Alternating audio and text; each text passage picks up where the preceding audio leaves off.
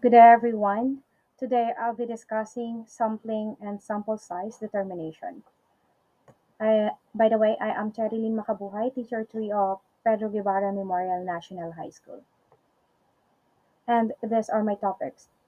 The first one, sampling, difference between population and sample, probability sampling, simple random sampling, stratified RS, proportional stratified RS, cluster sampling, systematic sampling, non-probability sampling, judgment, purposed deliberate sampling, convenience, sampling coda, snowball sampling, multi-stage sampling, sampling error, and the last one is the determining sample size.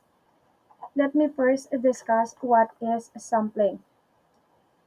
Sampling is the process of selecting a small group from a larger population to represent it. It's used when it's not practical to gather information from everyone. Sampling helps researchers save time and effort. For example, if I want to know the subject or the favorite subject of all grade 10 students, I don't need to ask every single student. I can just choose 100 students from different sections to represent everyone. That smaller group is my sample, and the entire grade 10 student body is my population. For the population versus sample, a population is the entire group being studied, while a sample is a smaller group selected from the population. The population includes everyone we want to study, while the sample is the smaller group we actually collect data from. For example, all teachers in DepEd Region 4A form the population, and 200 teachers chosen from different divisions make up the sample. So the goal is the sample should accurately represent the population. For the type of sampling method, we have it is divided into two main categories: the probability sampling and the non-probability sampling. So in this part, every individual in the population has an equal chance of being selected. In random sampling, everyone has a fair and equal chance. For example, I can write everyone's name on paper, put them in a box, and randomly pick 50 names. This kind of methods avoid bias and gives a fair representation and of the population. So for the stratified random sampling, the population is divided into to two subgroups called strata based on characteristic, and samples are taken from each group. In stratified sampling, I divide my population into groups, for example, males and females, and then take random samples from each group. This ensures that both genders are represented proportionally and fairly in my study. For the proportional stratified sampling, samples are taken in proportion to the group sizes in the population. In proportional stratified sampling, the number of samples from each group matches their proportion in the population. For instance, in a university with 1,000 students, like for example 400 from education, 300 from engineering, 200 from business, and 100 from arts. If I want 100 respondents, I'll take 400 from education, 30 from engineering, and 20 from business and 10 from arts. For the cluster sampling, the population is divided into groups or cluster, and some clusters are randomly chosen. All members of those clusters are included. In cluster sampling, I group the population, and instead of picking individual, I pick entire cluster. For example, if there are 10 grade 9 sections, I might choose 3 sections and survey everyone in those sections.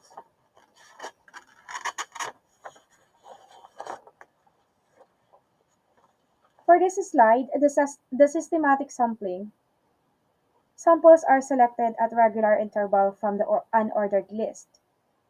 Systematic sampling means choosing every ninth person from a list. For example, from a list of 500 students, I could pick 10th student, like 5, 15th, 5th, 15th, 25th, and so on, until I have my sample. It's a simple, fast, and systematic.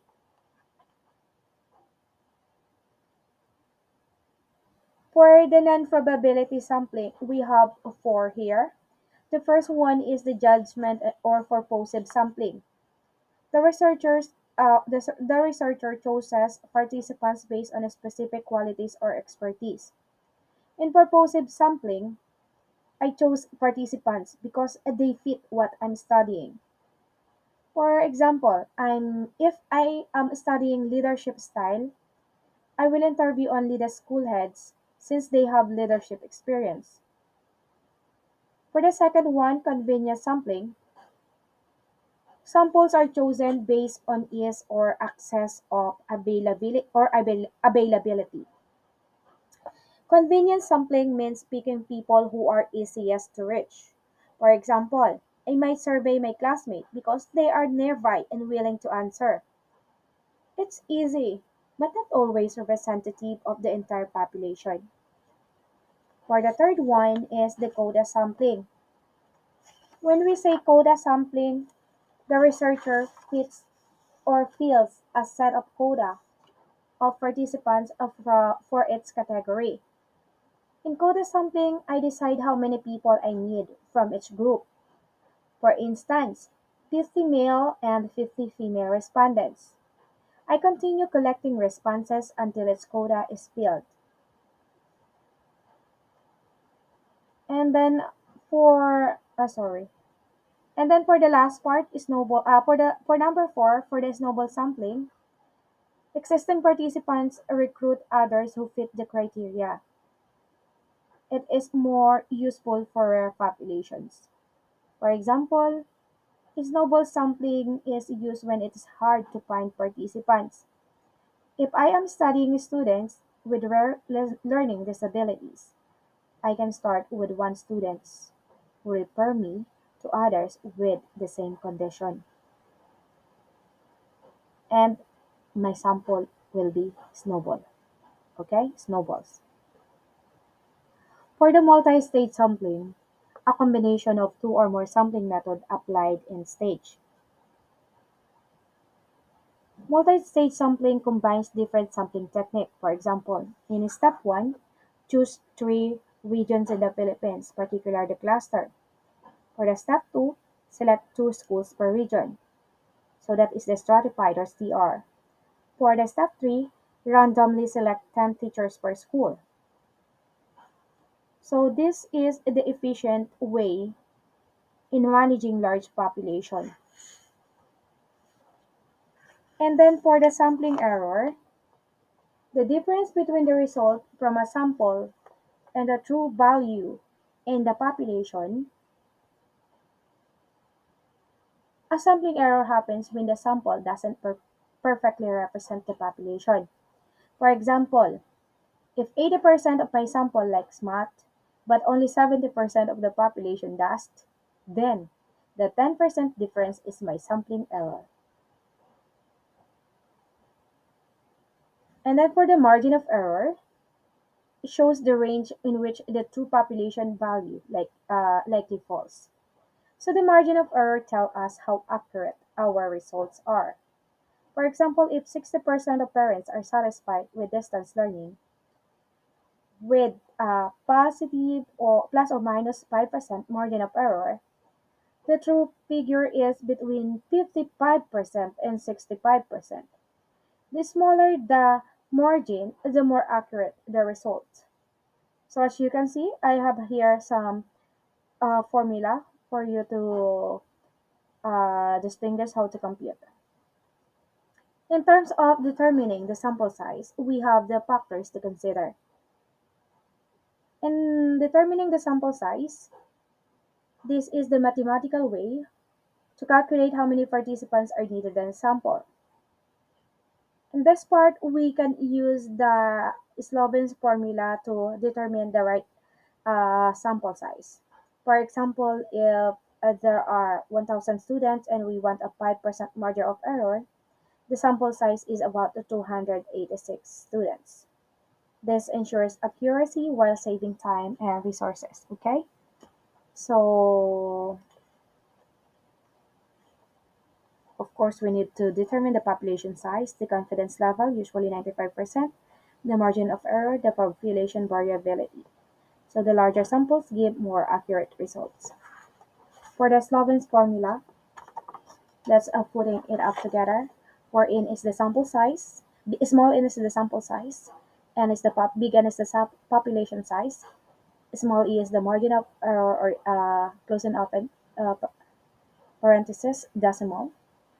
So for example, n is equal to 500, uh, e is equal to 0.005, n is equal to 500 divided by close and open parenthesis 1 plus 500 times 0.05 square root is equals 222. So let's apply it in a real life example, putting it all together. A complete research example applying all concept of sampling. Let's apply what we've learned. Suppose my research title is Students' Attitude Toward Online Learning in Pedro Guevara Memorial National High School. Population is all 800 junior high school students. For the sample size, 267 using Sloven's formula. For the sampling method, stratified random sampling by grade level. For the margin of error, positive plus or minus 5%. So in this way, my results accurately represent all students in the school. And then for the conclusion of the topic,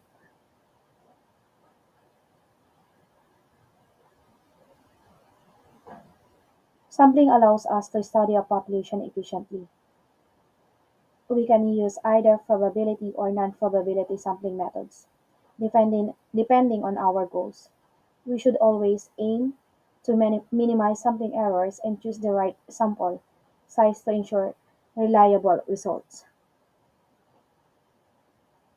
And then for the reference of my topic, these ideas are based on the works by Creswell, Newman, and the data from the Philippine Statistic Authority. Okay, everyone, thank you so much for listening.